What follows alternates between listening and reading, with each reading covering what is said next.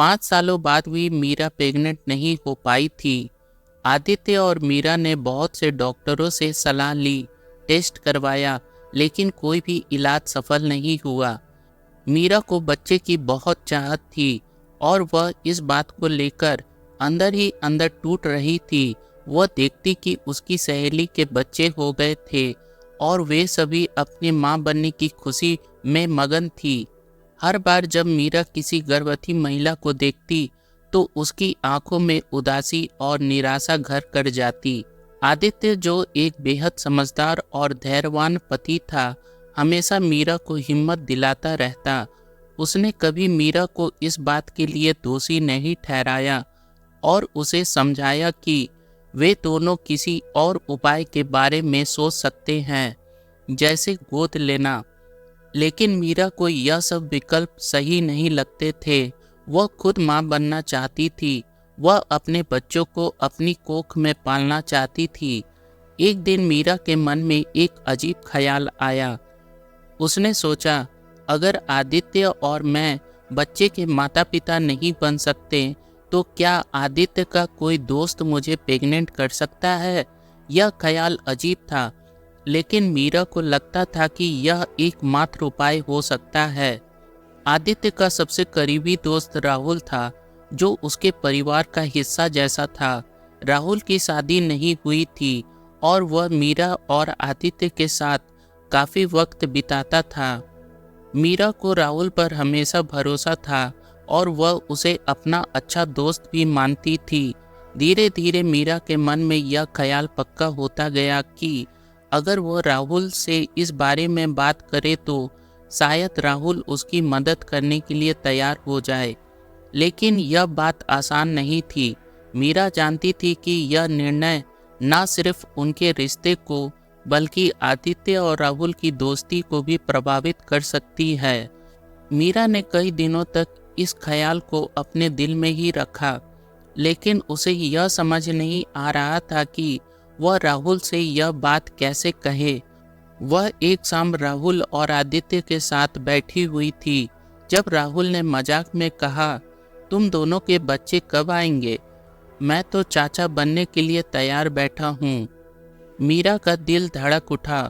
उसने हल्की मुस्कान के साथ कहा, शायद तुम्हें ही कुछ करना पड़े। राहुल ने इसे मजाक के रूप में लिया, लेकिन मीरा के मन में यह बात बहुत गंभीर थी।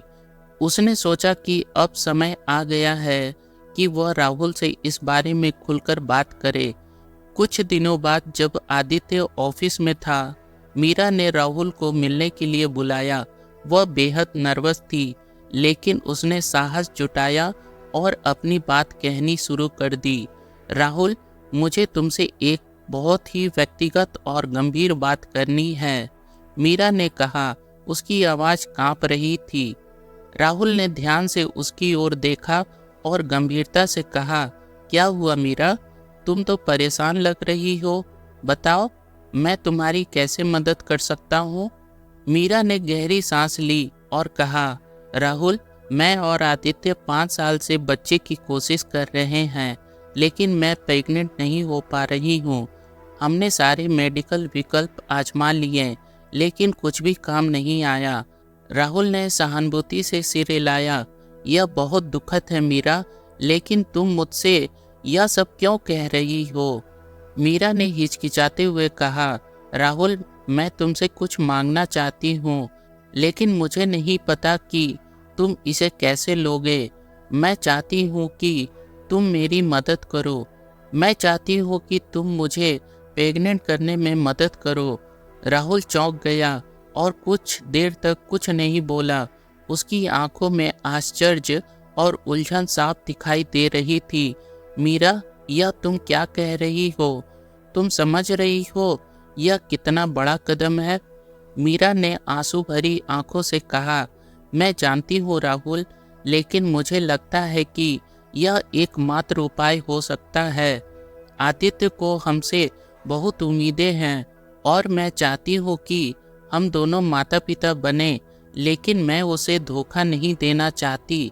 मैं चाहती हूँ कि यह सब उसकी जानकारी और सहमति से हो। राहुल के लिए यह स्थिति बेहद कठिन थी। वह आदित्य का सबसे अच्छा दोस्त था और वह कभी नहीं चाहता था कि उसके दोस्त की शादी या उसकी दोस्ती पर कोई आँच आए। उसने मीरा की आंखों में देखा और फिर गहरी सोच में डूब गया। कुछ देर की चुप्पी के बाद राहुल ने कहा, मीरा, मैं समझता हूँ कि तुम किस दर्द से गुजर रही हो, लेकिन यह रास्ता सही नहीं है।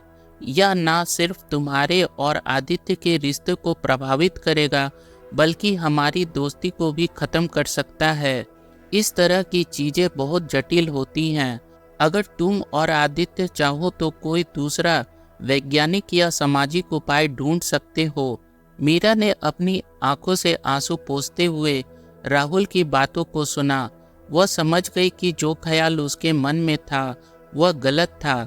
राहुल की बातों ने उसे यह समझाया कि रिश्तों में कोई भी कदम उठाने से पहले उसकी नैतिकता और भावनात्मक परिणामों के बारे में सोचना जरूरी होता है।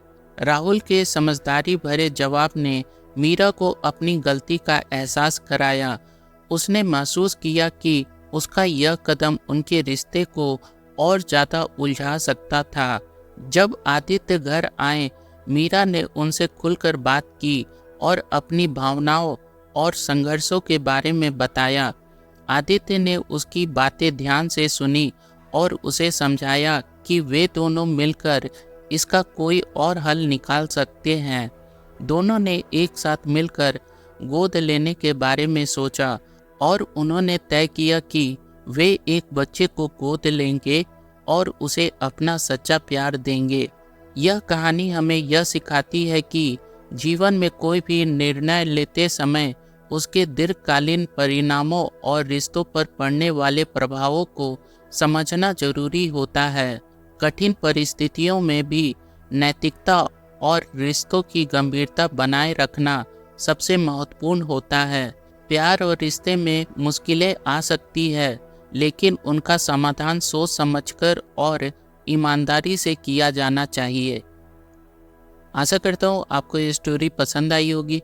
स्टोरी पसंद आए तो चैनल को प्लीज़ सब्सक्राइब, लाइक और शेयर जरूर करें। मिलते हैं अगले स्टोरी में, तब तक के लिए धन्यवाद।